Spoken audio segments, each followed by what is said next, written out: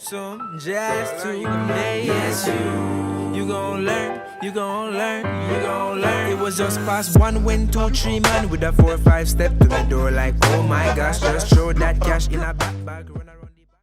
Hey everybody, it's Liz from the Lemon Bowl. Vince from Irie Kitchen. And welcome to the Irie Lemon Podcast. All right, guys, it's episode 36 of the Irie Lemon Podcast. Liz, how are you? I'm good. How are you? I'm doing great.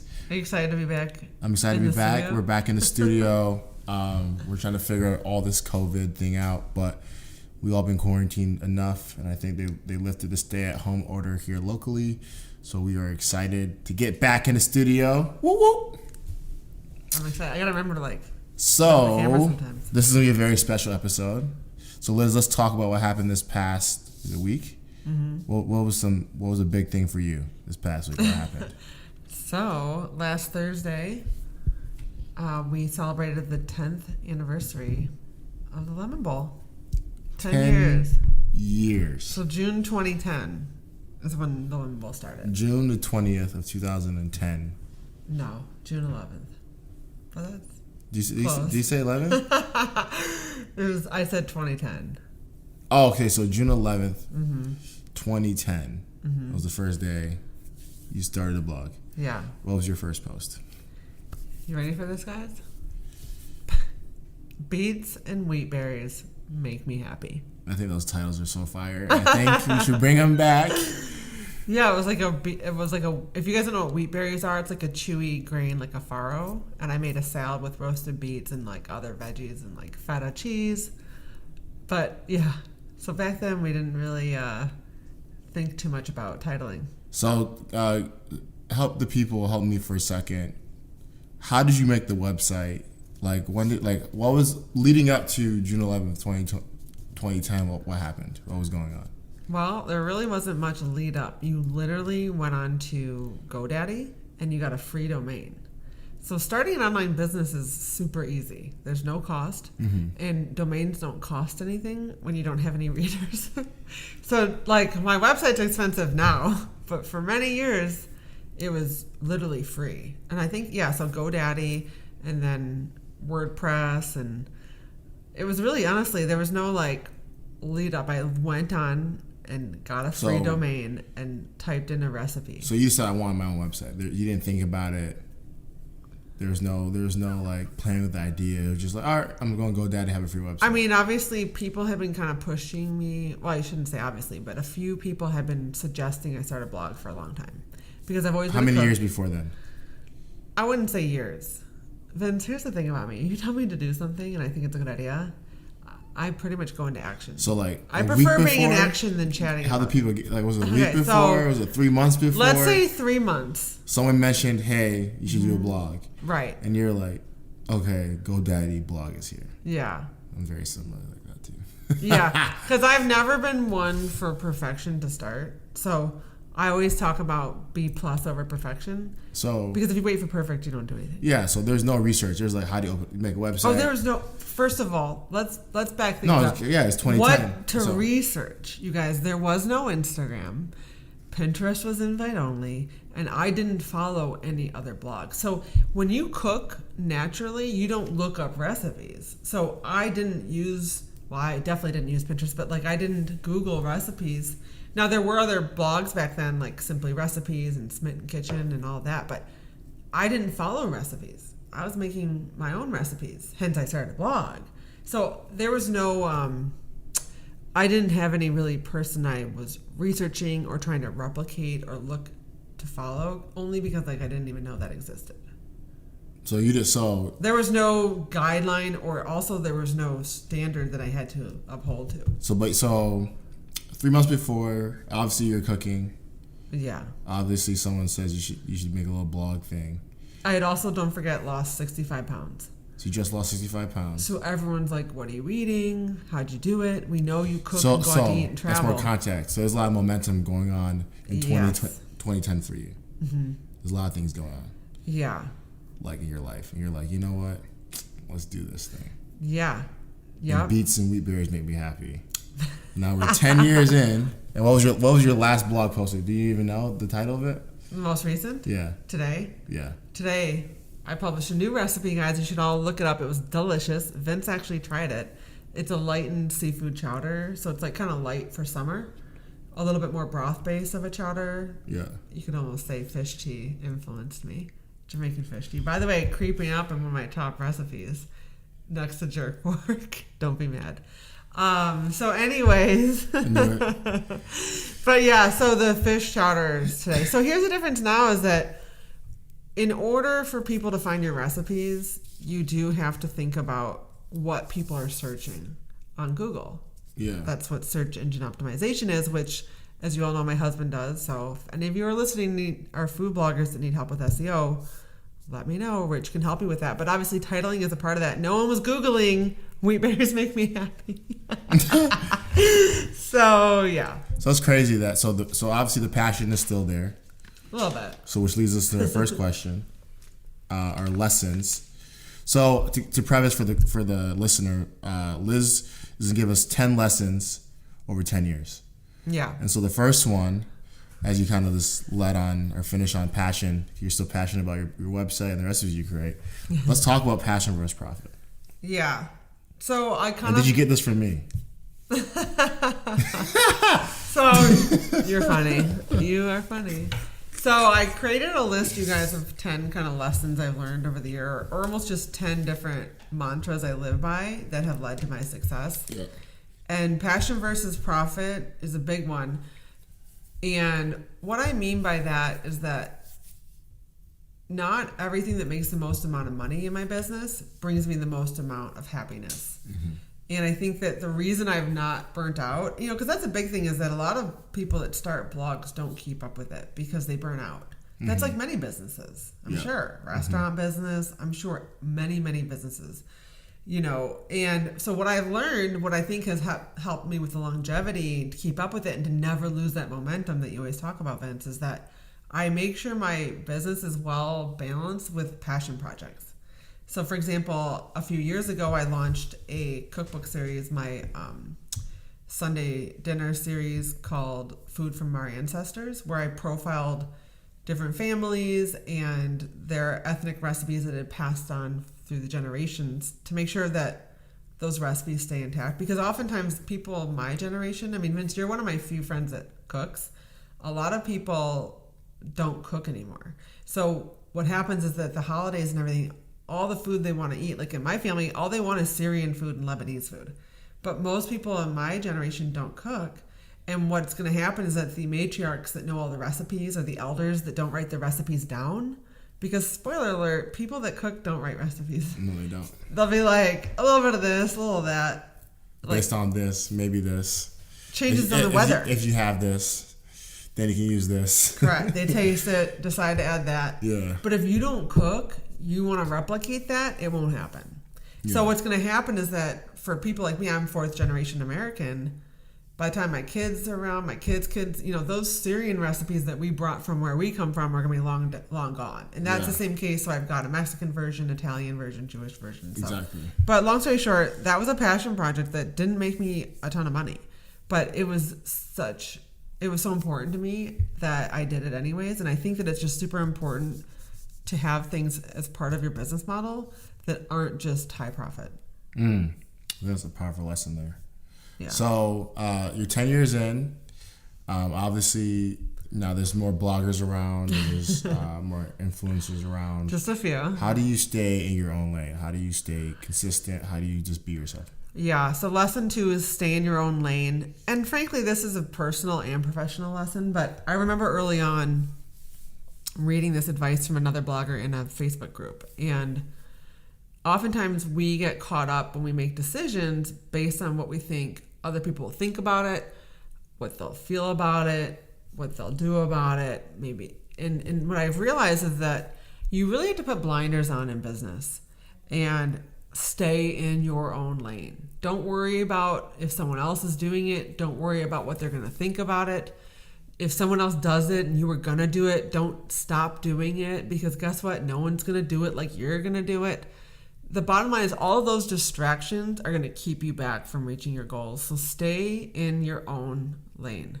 I can't say that enough. I agree with that. You seem like someone that would be good at that. Yeah, blinders on. Stay Yeah. your own lane. Where are you going? Okay, so you're staying in your own lane. Passion versus profit.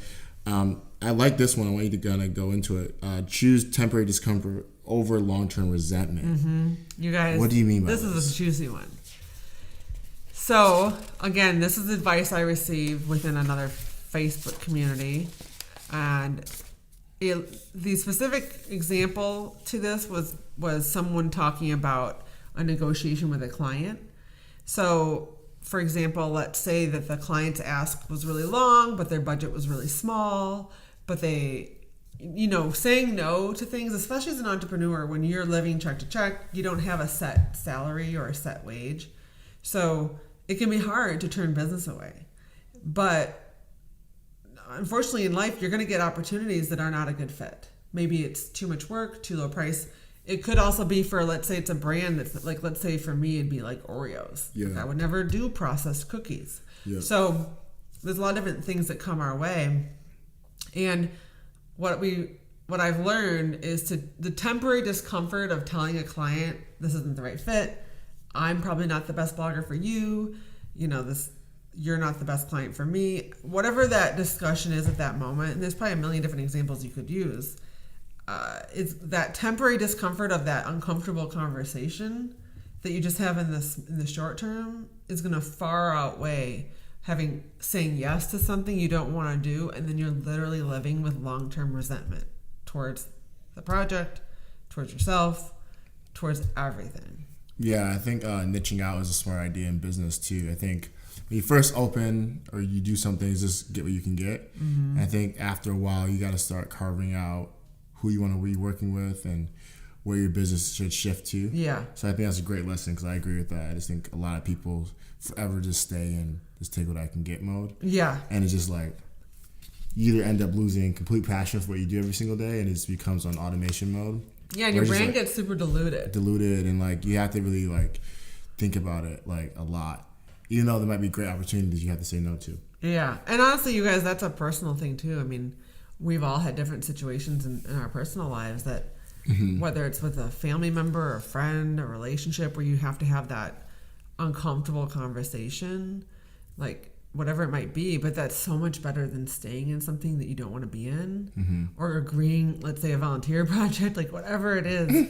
Like, you know what I'm saying though? Like it's so much better to say no and have a little bit of discomfort than long-term resentment. So obviously you believe in communication, and one of your next points is relationships over everything. Yeah.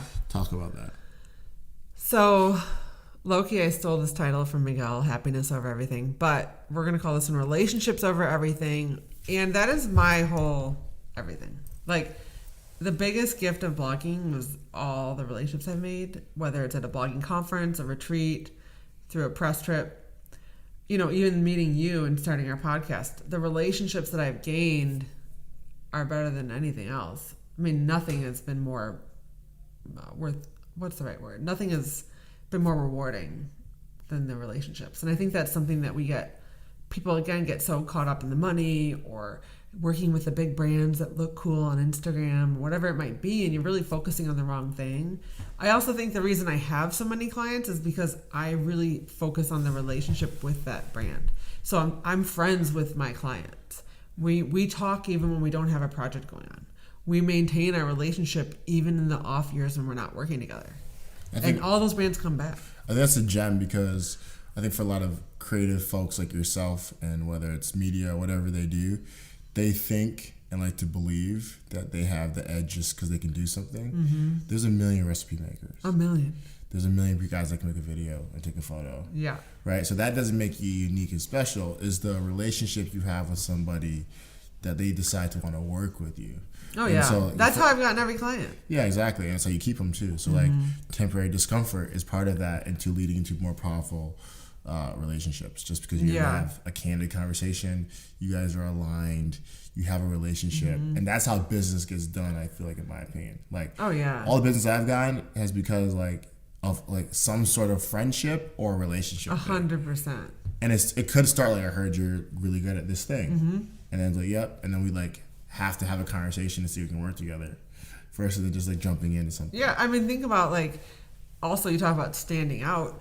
When brands have a campaign and they need to find, let's say they need to find 20 bloggers, how are they going to weed through thousands of... Everyone's got beautiful photos now. Yep. Everyone's got great recipes. Everyone's got ooey gooey chocolate drippy. Like, we've all got that down. So at the end of the day, they're going to, you also have to remember that we don't meet our client. So unlike most businesses where you meet your suppliers, you meet your person that puts in your refrigeration, whatever it might be.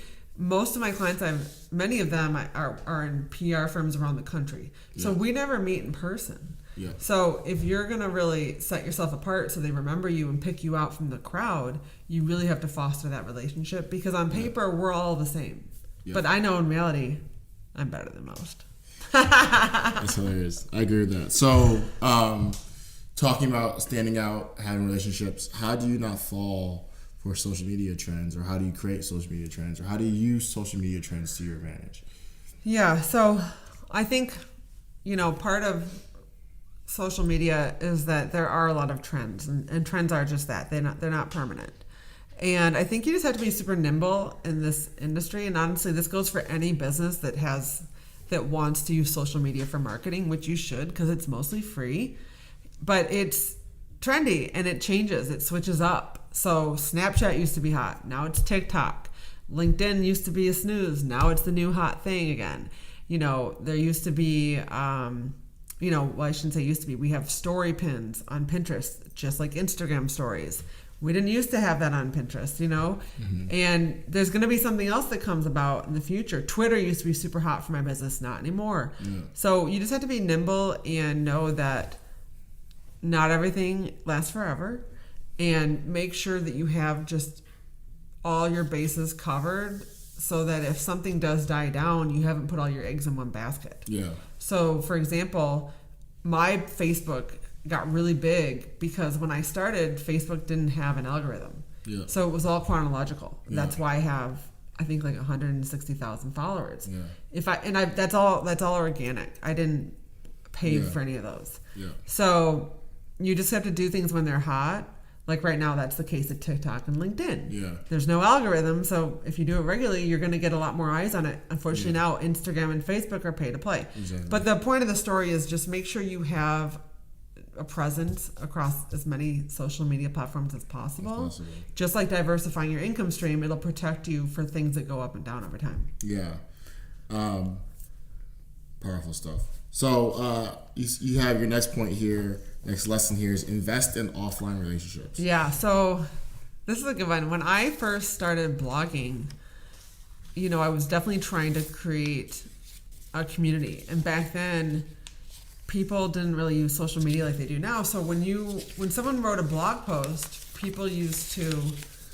we had blog readers, and you'd go on every day and it would show you all the new blog posts that were published, because we didn't have like Instagram stories back then. Yeah. And so now we know what's going on with people on stories, but back then, if someone wrote a new blog post, you wouldn't know about it unless you were on a blog reader. And we would all comment on each other's blog posts. We would share each other's content. We would retweet everyone's recipes. Yeah. It was very communal. So for every one thing of my own I would promote, I'd share 10 things from other people. Yeah. And basically what happened was that I had babies at home. So I wasn't leaving the house very much. And I realized I had all these relationships with people I had never met.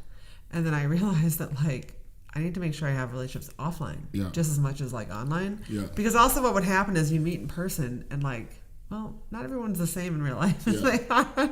It's super easy to seem fun and cool online, and then you meet and it's not the case. Exactly. So long story short, I really think I urge people, especially in the influencer space, the online space, to make sure you're investing as much in your offline relationships. As well as. And honestly, that's probably why I love working with you so much, because it's not just like an online, all my clients are online, there's no food bloggers really where I live. It's all online.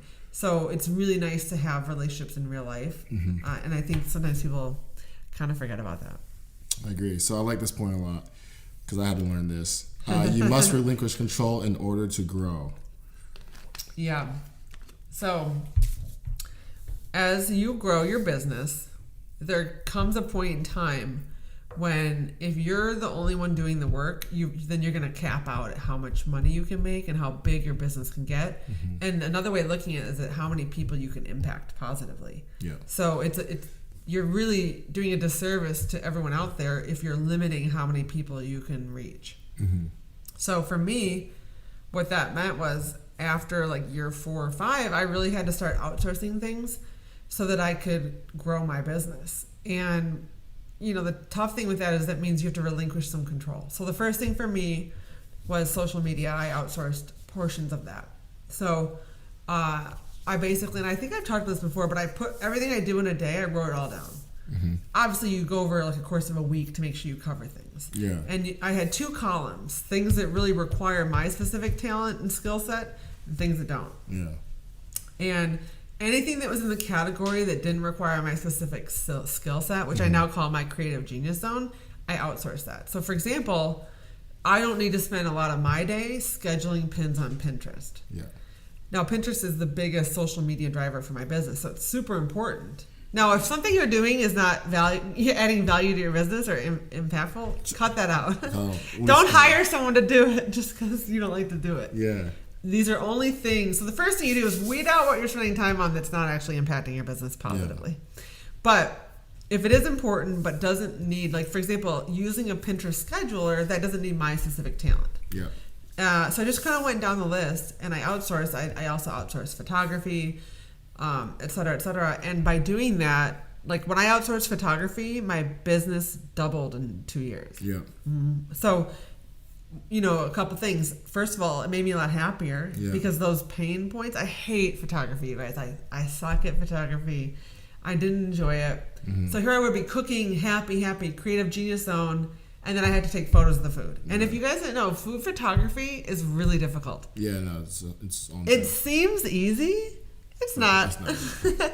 And shout out to Amanda, my amazing photographer. I'm so grateful for her. But, you have to really... So by cutting that out of my day today, I was so much happier. Yeah. And guess what happens when you're happier and not stressed out? Your business grows. Exactly. So that kind of leads into this a little bit. Just because no one else has done it doesn't mean it's a bad idea. Yeah. So outsourcing photography must have been scary because I'm pretty sure that all you guys did it, and making that investment was a smart move. Yeah. I was really nervous to outsource photography when I first did it. And that's because no one else is doing it. And I'm definitely the type of person, different than Vince, who needs no proof. I like to see a few examples of things working before I jump into it. No proof. You're guilty. I know. Good deal. Yeah, I'll do it. Literally. Sounds good to me. I know. I rely too much on myself, though, which is... No, it's great. Which is a bad thing. It's good. We kind of balance out. But, that's why you need partners in your life to kind of balance that, I think. Because I need more of that. You might need a little more of this, etc. But, yeah, I was definitely nervous. And that's because no one else is doing it. Another example is last year I started The Menu, which is like a dance party series. Yeah. Which I did so that I had like a way to meet people locally who were followers. And, normally I throw a lot of parties at my house, but I'm not going to really open my house up to strangers. Yeah. So having these parties downtown was just a fun way to meet people in person. And I like hip hop. I have a good friend that's a hip hop DJ. So we started a series together and it was super successful. Our first one sold out in 2 weeks. And it ended up being like some of the best parties of the year. But again, I don't know any other food blogger throwing hip hop dance parties. Yeah, I know. And same thing, like I do a lot of parties here at my house for clients, like Beats and Bites with Bob's Ramil and barbecues I've done with different clients. And what I've realized, Vince, is that I now know that just because no one else is doing it doesn't mean it's a bad idea. Yeah, it means it's probably a good idea. That's how I look at it. Yeah, and you definitely like helped me like feel more empowered with that type of stuff because you're naturally that way. Yeah. But I'm definitely, Exactly. Different. Okay, so talking about parties and talking about inviting people to your house, what is the value of your local community? Yeah, so I really did have to learn over the last 10 years that investing back or reinvesting my time and energy locally has been super worthwhile and important. So for years, I was growing this national food blog. So I didn't have local clients. Only 7% of my readers, and this is still the case, you guys, they don't live in Michigan. Yeah. My largest audience is in California, New York, Texas, Florida, Illinois. So, there would be a lot of influencer events locally, like with a new restaurant opening, a new shop opening, whatever it might be. And I didn't really go to them because I was getting ready to go to a press trip in Oregon, or I was getting ready to go to the Sabra headquarters in Virginia, or I was going, to see Stonyfield, New Hampshire. So, I obviously, being a mother of 2 little boys too, I can't say yes to everything. I need to be home as much as I can. But, partly so what happened was, I think a combination of things is that I just made an effort to immerse myself a bit more locally. And then, for example, that party series with DJ AB, that was a great way, because then hundreds of people locally come, many of whom are influencers like me.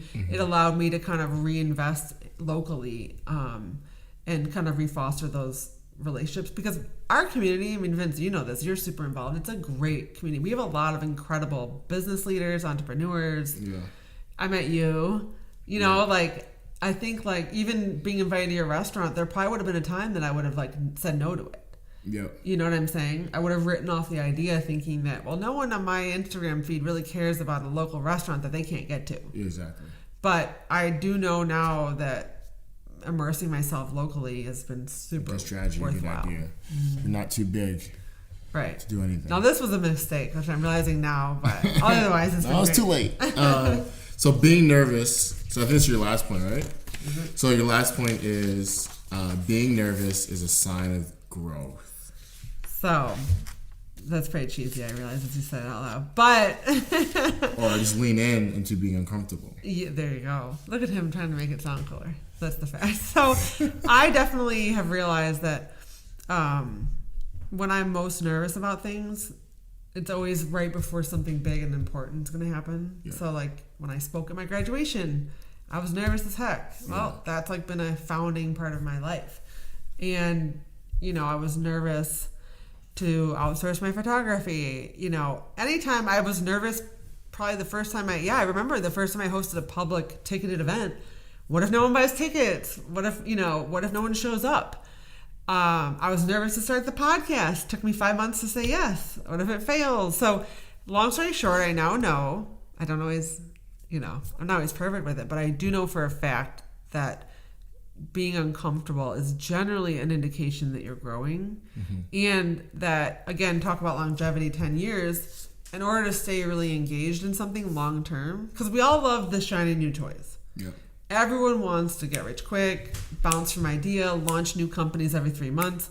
But I've built a really sustainable business over 10 years. So it's kind of a long time. Yeah. And the reason I think I've been able to do that is that I make sure to keep myself engaged with new projects that keep me learning. And to your point, keep me uncomfortable. Yeah. That's a powerful thing, especially in business. And I think you said something powerful there too. Just staying in business for that long and keeping a powerful base or foundation is the move. Yeah. If anyone's wondering. And not being lured by the shiny new thing. Yeah. Which I think is hard, because you really, I didn't make $1 for 3 years. And most people wouldn't stick with something for 3 years. Most people don't work a week without getting paid, let alone working for 3 years without getting paid. Yeah. And I want to remind everybody, I write many blog posts for free. I only have a couple sponsored posts a month. Yeah. So I do a lot of work for free, and I provide, my recipe is free to everybody. No one pays me for anything. Exactly. So most people, I think, are so focused and so hyper focused on the micro, which is getting money right now. I need money right now. Yeah. But I think the real secret to long-term success, and you guys right now, my website's making money passively. Yeah. So the secret to that is you need to put the time in. You need to put the legwork in. You need to be patient. You need to slow down. And you need to stick with something more than 5 minutes. And I really, really can't say that enough, because if there's one thing I see people going wrong, everyone's looking for a quick solution, whether that's business, whether that's weight loss, whatever it might be. Nothing rewarding happens overnight. I can't say it better than that. Do you agree? I agree. And I think it's, I it's a hard call for most people. Like, you just don't know when to switch or pivot or do something else. But if you try something for a week, you should probably try longer than a week. You know? Yeah. I think we're all plagued by that. Yeah. I think because people are not focusing on the lane they're in. They're trying to skip levels. So That's true. I think that's where they get confused. We all struggle with it. So, wow, I think those are powerful 10 lessons in 10 years. Your dinner was amazing. Shout out to Steadfast Supper Club. Chef, you did an amazing job. I don't know if you're listening to this right now, but I just gave you a shout out on our podcast. And so, hope you guys been liking the Microsoft Teams and Zoom podcast we've been doing, but we'll be back in person. Yeah. Until further notice. The sound until should be much better now. Back. And when COVID comes back, we'll be back definitely in our own houses. But we can still hop on Teams for guests for remotely. So if you do have any ideas of future guests that you want to see, we have some really exciting guests coming up that I can't wait. Yeah, so thank you guys. Share with a friend. Yep. Leave us a review on iTunes if you're listening. That'll help get more eyes on our podcast. And guys, I hope you're doing well. We'll talk to you soon. Have a good one. Bye-bye. Learn some jazz today. Yes, you gon' learn, you gon' learn, you gon' learn. It was just past 1, 2, 3 man with a 4, 5 step to the door like, oh my gosh, just throw that cash in a back bag.